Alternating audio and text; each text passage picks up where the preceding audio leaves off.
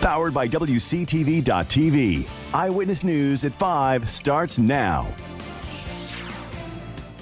And we start with that breaking news going on in Manhattan, in New York right now. Witnesses say someone drove onto a bike path in Manhattan, hitting several people, then may have started firing a gun at people as well. That's right. Witnesses report hearing as many as 5 or 6 gunshots. The latest from law enforcement officials, 6 people dead, as many as 15 hurt. All of this happening just a few blocks from the World Trade Center site. We understand that the driver of that truck who got out and started to flee has been shot and caught by law enforcement there. All of this still unfolding within the last couple of hours. We're going to keep you updated throughout our Eyewitness News Hour. Authorities say it was a rented Home Depot vehicle, a van that emerged, and the person was using in that apparent terrorist attack. But we're going to begin with other news this evening. A new suspect in custody after a deadly shooting in Valdosta. 18-year-old Quentin McGee is believed to be the gunman. He turned himself in at the Lowndes County Jail this afternoon. The victim, 21-year-old Cedric Williams, found in a car that had crashed. He'd been shot multiple times. Nolani Matthews is in Valdosta. Guys, this is the apartment complex behind me where the victim was found. Police say he was sitting in the passenger seat of a vehicle that had crashed into one of these trees. They believe the shots were fired after a fight between the victim and the suspect. This, now the city's second homicide in less than 1 week. From a police standpoint, it's my folks' job to solve these cases. They've done that, no doubt about it. But as a community member, no, I've got some concerns that when are we going to realize we got to start acting like a community? The driver of the vehicle is still being questioned. Investigators believe this to be an isolated incident and drug-related. This investigation is still ongoing with police searching for more of these answers. I do know this to be true. This is causing heartbreak across the community, especially now being the second homicide in less than a week within city limits. For now in Valdosta, Nolani Matthews, WCTV, Eyewitness News. And an update to a shooting in Tallahassee back in April. There's an arrest now. Justin Hamilton taken into custody yesterday in the case. He's accused of shooting a man after an argument. That victim did survive. Arrest records say Hamilton was with the victim at an apartment on North Timberwood Circle. They got in a fight after playing video games together and betting on the outcome of those games. Hamilton now charged with attempted murder. Tallahassee leaders and taxpayers still talking about the chaos at City Hall. City Manager Rick Fernandez under an ethical cloud, now on a voluntary administrative leave. Capital City correspondent Marielle Carbone continues to follow the story for us today. Marielle. Julie, Eden, we're now finding out today that Fernandez is on paid administrative leave. All the while, Deputy City Manager will be filling in for the time being. The Florida Commission on Ethics still investigating some of these claims made against him. Now, specifically looking at those accusations, Fernandez is accused of accepting Florida State football tickets from a city lobbyist, accepting a $5,000 discount for a catering event from the city-backed Edison, and helping a former Edison employee get a job with the city. Now, some say this is all indicative of the culture at City Hall. The important thing is going to be what happens next. This isn't about Rick Fernandez. This is about having an enforceable ethics code. And I don't see us any closer to that this week than we were last week.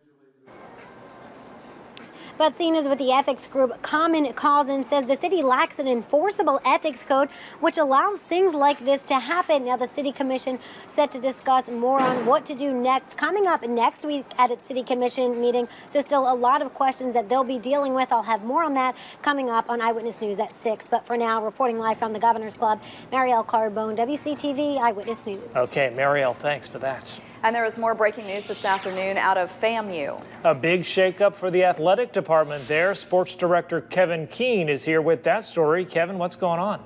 Ian, Julie, this involves the head of FAMU Athletics. We're learning Milton Overton is leaving the university. This broke within the last hour or so. According to the school, Overton is heading to Kennesaw State University. That's just outside Atlanta. He'll be athletic director there. Overton's been with FAMU since August of 2015. President Larry Robinson Releasing a statement today, it reads, "We are highly appreciative of the work Overton has done during his tenure at FAMU and wish him well in his future endeavors." Now, the next big question, obviously, is who's up next? So it'll be John Eason. He'll serve as their interim AD. Eason, a former Rattler football player, even in the FAMU Football Hall of Fame. He played in the 60s, and like we said, in the Hall of Fame there. Eason went on to work at the University of Georgia. He was the director of player development before retiring in 2015. Now, as for Overton, he helped balance FAMU's budget last season. It was the first time that it was balanced in about a decade. Ian, Julie, whether permanent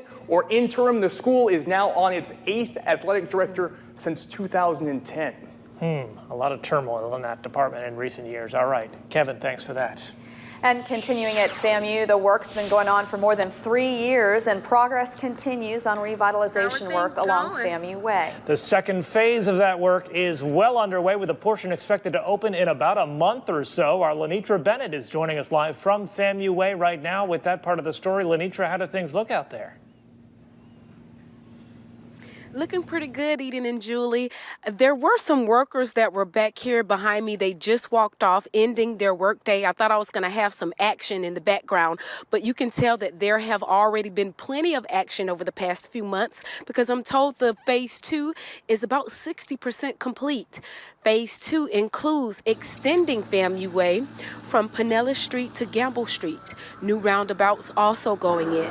The finishing touches on the landscaping already happening now at the roundabout at Gamble Street. When the full FAMU Way project is finished, there will be a trail that connects pedestrians and bikers all the way to the St. Mark's Trail. We did it before, but not connected, and that's a lot trickier, so we're looking forward to having the trail to connect the whole thing. Along the route of the future roadway between Pinellas and Gamble Streets, work crews also installing underground stormwater pipes and making water and sewer upgrades.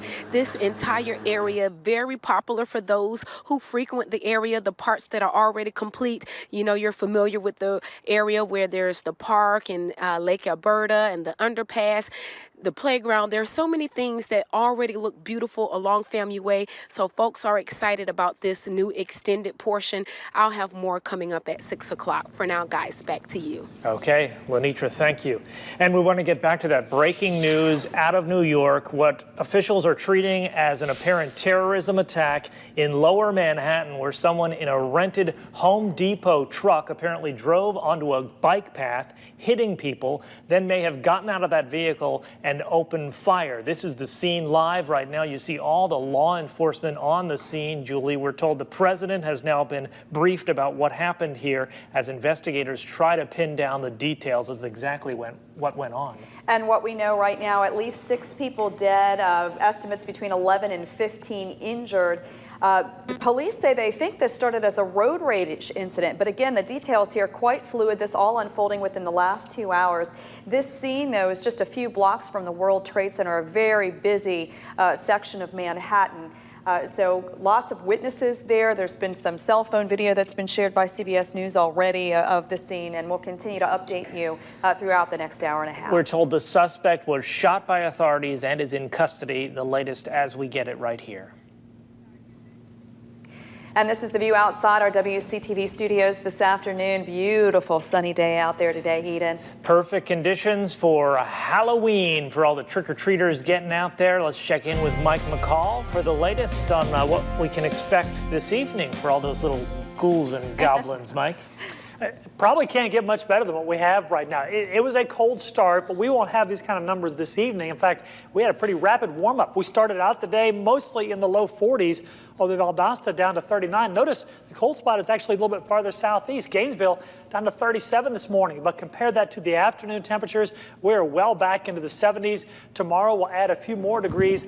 And notice 75 right now at Tallahassee, which means it'll probably stay there as we head toward about 6 o'clock. Then we'll start to see those temperatures falling, but we've got the clear skies. Certainly no chance of rain tonight. I'll get into the specifics on how cool it will get tonight into your Wednesday. We'll look ahead toward the weekend, too. It's all coming up in just a few more minutes. I think this is the perfect trick-or-treating weather, right? It's not too hot, it's not too cold, it's just right. All right. Thank you, Mike. Well, kids are hitting the streets now, the sun going down pretty soon. I'm sure they're anxious to get out and start trick-or-treating. Yeah, that's right. And trick-or-treating is Beard Street in Tallahassee. It's always been known for that. And Alex Crescenti, our reporter, is on the scene at Beard Street right now. Alex, how's it going out there? Well, Eden, I'll tell you right now, it's pretty quiet. Sun's still up, so not a whole lot of trick-or-treaters. But if you look to my right here, some trick-or-treaters are starting to get started. Got Captain America and Pikachu and, you know, some others starting to go. And if you look behind me here, the house that we are in front of is just head to toe decorated. We got some Day of the Dead theme decorations going on here. And I'm told by some residents here in the neighborhood that last year they had about 1,700 trick-or-treaters plus adults, and around 5,000 people, they said, expected to be hitting the streets here on Beard Street. So there'll be plenty of decorations. And as we're going up and down the streets coming in here, you know, all kinds of decorations. Some residents made a Jurassic Park entrance out of their garbage cans. So pretty cool and unique. And all these people already, it's like a parade. It's like, you know, the Macy's Day Parade you'll see out here. Some lawn chairs already set up, ready to go for this evening. So there'll be plenty of festivities to come, and we will have more as that comes available. Yeah, reporting live from Beard Street, Alex Crescenti, WCTV Eyewitness News. Yeah, Alex, you have to have a front row seat if you want to see Captain America and Pikachu, That's right? right. It looks good out there already. Looks like fun. Be careful out there. I see some spooky characters behind you there. Right, Alex. the little ones, I'm sure, already getting started. And still to come on Eyewitness News at 5, on the front lines in the battle against breast cancer. We're going to take a look at the newest ways that doctors are preventing, detecting, and treating breast cancer in our Health Alert next.